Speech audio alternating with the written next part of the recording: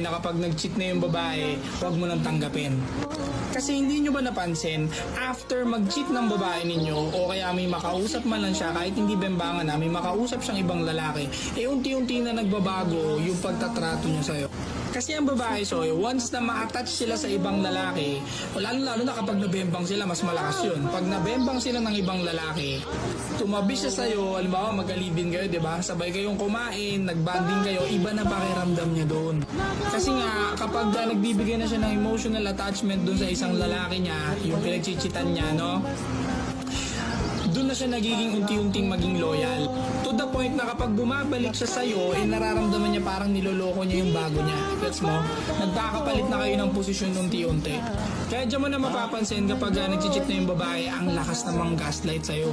Hindi kahit wala kang ginagawa, ikaw na yung lagi niyang pinagbibintangan.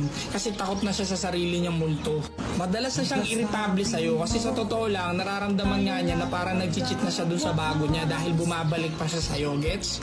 At doon na nagsisimulang gumewang yung relationship ninyo at nagkakandaletse-letse na yung mga pangyayari. At sobrang nagiging toxic na niya kung mapapansin mo yan.